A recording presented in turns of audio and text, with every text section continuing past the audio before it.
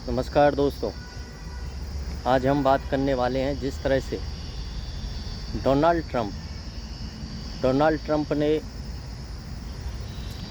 Iran पर बगैर कुछ कहे B-2 बमों से हमला कर दिया और ईरान के परमाणु परीक्षण को ख़त्म करने का दावा कर दिया। लेकिन आज जब बमों द्वारा हमला करने के बाद जब ईरान ने बदला लेने के लिए खुलकर कहा था कि हम अमेरिका को मुंह तोड़ जवाब देंगे और अमेरिका के जो अन्य देशों में कतर हो, बहरीन हो, सीरिया हो, जहाँ जहाँ एयरबेस आर्मी के अमेरिका द्वारा बनाए गए थे, उन आर्मी के एयरबेसों पर ईरान ने अपनी मिसाइलों से वहाँ उन्हें नुकसान पहुँचा दिया, तहस नहस कर दिया। इससे अब ये साबित हो रहा है कि अमेरिका को ये दिखाया है ईरान ने कि तुझे जो करना है वो कर, लेकिन हम इस युद्ध में तुझसे डरने वाले नहीं हैं, क्योंकि हम जो चाहते हैं, हमने न युद्ध शुरू किया, ना ही हम अब युद्ध से पीछे हटेंगे। क्योंकि तेरे साथ, इजराइल के साथ यदि तू खड़ा है तो हमारे साथ भी हमारे मित्र देश, चाहे रूस हो, चीन हो, चाहे तुर्की हो, चाहे आपका उत्तर कोरिया किम जोंग उन हो, और नाटो देशों से ही, चाहे फ्रांस हो। फ्रांस का राष्ट्रपति ये कह रहे हैं कि अमेरिका ने जो हमला ईरान पर किया वो गलत किया है। चाहे तुर्की हो, तुर्की खुलकर ईरान के समर्थन में खड़ा हुआ है। नाटो देशों में भी फूट पड़ती चली जा रही है। दूसरी तरफ अमेरिका के अंदर अपने ही राष्ट्रपति के खिलाफ नारे लगाए जा रहे हैं कि ईरान युद्ध में हमें सम्मिलित नहीं होना चाहिए था, हमने गलत किया है। आपने, अमेरिकी राष्ट्रपति डोनाल्ड ट्रंप ने ईरान युद्ध में जाकर के बहुत बुरा किया है, उसके खिलाफ विरोध प्रदर्शन चल रहे हैं। तो राष्ट्रपति ट्रंप को अब ये लगने लगा है कहीं ऐसा न हो कि मैं इस युद्ध में हार जाऊं, क्योंकि खुलकर बयानबाजियां, जो देश जिसके साथ खड़ा होना चाहता है वो सारे के सारे देश खुलकर खड़े हो गए हैं और ईरान का हौसला बढ़ता चला जा रहा है। ईरान इजराइल पर धुआंधार अटैक करता चला जा रहा है। ईरान ने इजराइल के 4-5 शहरों को गाजा बना दिया है। इससे ये साबित होता है कि जिस तरह से ईरान बढ़ता ही चला जा रहा है, अमेरिका पर दबाव बढ़ता चला जा रहा है। अब ट्रंप अपनी तरफ से चिल्लाने लगा सीज फायर, अपनी पीठ थपथपाने का काम कर रहा है कि मैं सीज फायर करा दिया। पहले सीज फायर ईरान करेगा, उसके 12 घंटे बाद इजराइल सीज फायर करेगा। इसका मतलब क्या हुआ कि अगले, जैसे ही ईरान ने सीज फायर किया उसके 12 घंटे तक इजराइल उस पर हमले करता रहेगा। बढ़त इजराइल को दे दी गई। ये कैसा सीज फायर भाई? सीज फायर के नाम पर दोहरा रवैया हो रहा है। कहाँ तुम नोबल शांति पुरस्कार को अपनाना चाहते हैं अपने पाकिस्तान के द्वारा? आसिम मुनीर जो उसका जनरल है, उसके द्वारा अपने आप को घोषणा करवाता है अपने यहाँ बुला करके। ये किसी शांति नोबल पुरस्कार के नामित होने वाले व्यक्ति के काम नहीं हो सकते।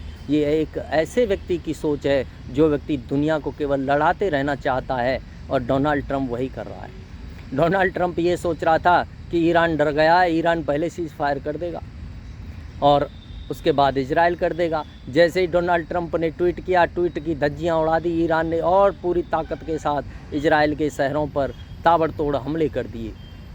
इन हमलों को रोकने के लिए इजराइल अपने डिफेंस सिस्टम को लगाए बैठा है, लेकिन डिफेंस सिस्टम फेल होते चले जा रहे हैं और ईरान तबाही मचाता चला जा रहा है। इजराइल में वो तबाही हो चुकी है जिस तरह से गाजा में थी।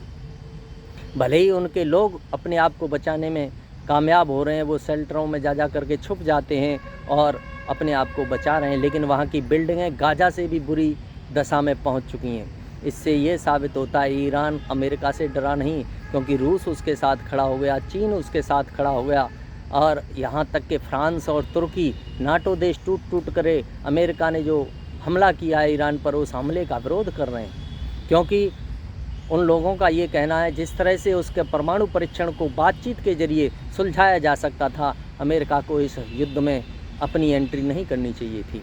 इधर अमेरिका के अपने शहरों में डोनाल्ड ट्रंप के खिलाफ प्रदर्शन हो रहे हैं, आए दिन प्रदर्शन बढ़ते चले जा रहे हैं। इन प्रदर्शनों का इतना बुरा प्रभाव पड़ रहा है कि डोनाल्ड ट्रंप अब ये समझने लगा है कि चारों तरफ से अमेरिका घिरता चला जा रहा है, चारों तरफ से डोनाल्ड ट्रंप पे दबाव बढ़ता चला जा रहा है, पूरी दुनिया ईरान के साथ इकट्ठी होती चली जा रही है। इसलिए उसने सीज फायर चिल्लाना शुरू कर दिया कि इतने समय में ये होगा, इतने समय में इजराइल करेगा।